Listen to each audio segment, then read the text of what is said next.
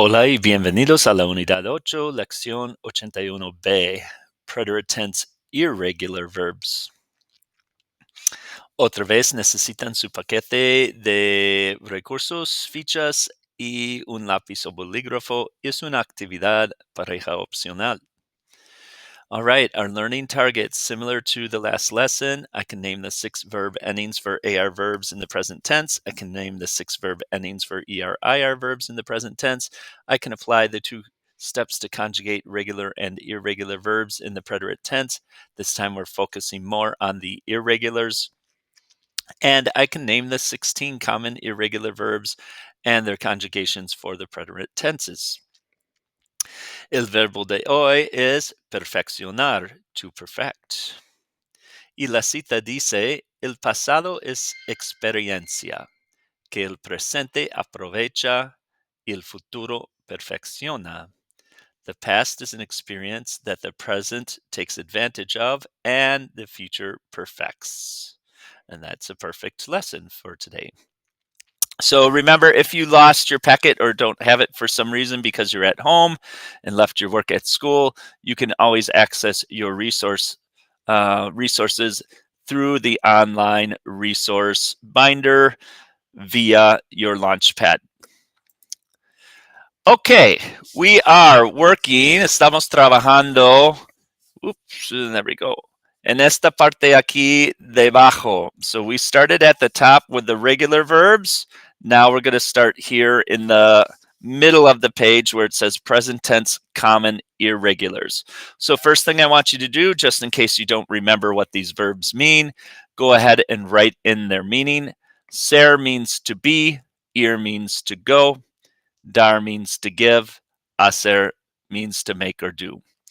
So in the previous lesson, we learned that to conjugate in the past tense, it's just like the present tense. You're going to cut off the AR, ER, IR and add back your ending. But just like the present tense, there are a bunch of irregulars. They do not follow the rules, and you simply have to memorize.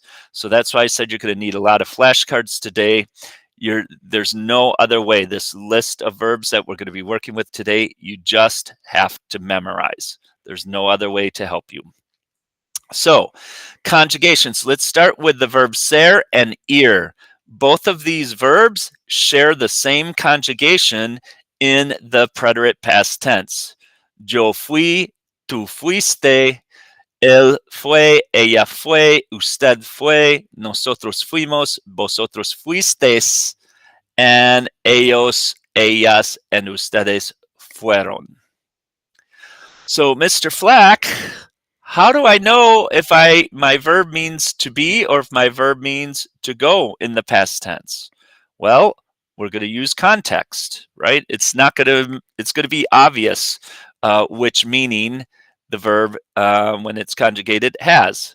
For example, yo fui agente de viajes antes de ser maestro. I was a travel agent before I was a teacher. So obviously, the verb fui aquí means to be. I was, because it doesn't make sense. I went travel agent before being a teacher. That doesn't make any sense, right? So the context helps us to know that fui in this case means to be. Al revés, opposite. Yo fui a la tienda ayer. I went to the store yesterday.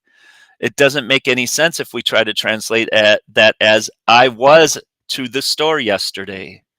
It doesn't make any sense. So automatically our brains can intuit that fui in this case is being translated as the verb to go. Okay, dar, to give, di, diste, dio, dimos, distes, dieron. Notice it's pretty similar to the endings of fui, fuiste, fue, fuimos, fuistes, fueron. There's a little bit of a pattern. Same with hacer, which means to make or do. Hice, hiciste, hizo, spelling change. Why? Because if we put a C there, it would say ico, right? C in front of O gives the hard k sound, and that's not going to work. We want to keep the s sound from hacer. Hicimos, hicistes, hicieron. So you can see all of these with the exception of ise here is a little oddball, but all the rest it's sort of like iste, yo, emos. Well, I guess the third person is a little bit different, right? So there is some similarities between these two. There's some similarities overlapping, so that might help you to do your memorization. But again, you just got to do it. You just got to be able to go fui, fuiste, fue, fuimos, fuisteis, fueron. Close your eyes, be able to do it forward, backwards, inside out. Okay, moving on. At the bottom of your page now, you have what I have. Ooh, there we go. Bottom of the page. Sorry, with the green screen, this doesn't show up so good. Bottom of the page. In order to preserve the sound of the infinitive, right, the original sound in the verb, just like we just talked about with hacer, it has a s sound in the infinitive. A number of verbs change orthographically, that means spelling-wise, in the present preterite tense. The following changes occur only in the yo form. So, for example, the verb jugar.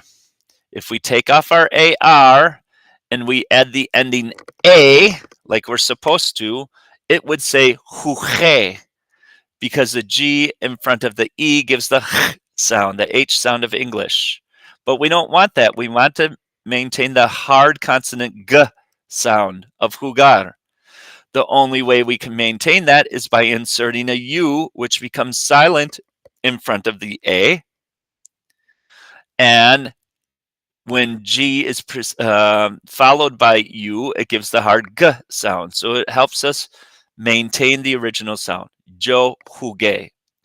And then the rest of the verb will be regular. Jugaste, jugó, jugamos, etc. Same for verbs that end in car.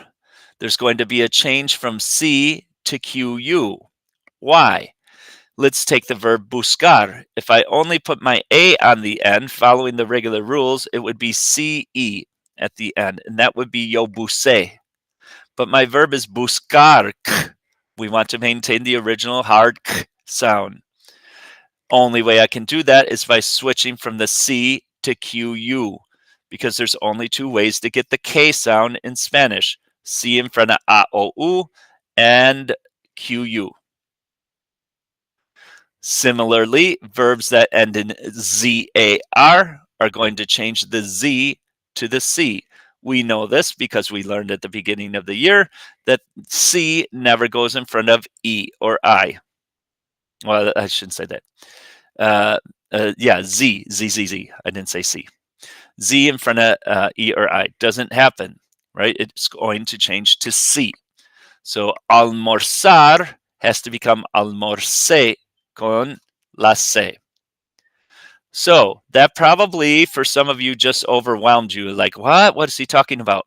You need to go back to your spelling rules. So you need to pull out your spelling packet right now. I want you to pause the video, pull out your spelling packet. If you don't have it, you can go to the online resource binder up at the top under where it says vocab, second line vocab, alphabet, and spelling rules. Open that up. First page, we have the alphabet, and here we go. This is what we learned way back at the beginning of the year. I taught you this for a reason, because we need to know how to spell and we need to know how to read from spelling. So you need to review this information, especially these rules here about the soft C and the hard C, the soft G and the hard G, right? Which vowels follow those letters to give us those hard and soft sounds. It's worthwhile remembering this part at the top. And then you've got your special rules. There's only 8 things that you needed to memorize back at the beginning of the year. If you don't have those, now is a good time, because you've got a lot of Spanish under your belt now. You've learned a lot of vocabulary. Now these rules will probably make a little more sense. So take some time, go back through. Again, make some flashcards if you don't remember this. Put on the front side how to get soft C sound. Put on the back side the vowels E and I. How to get the hard C sound, which sounds like vowels A, O, U on the other side, right? Until you've got that memorized. Okay, once you are ready, we're going to continue.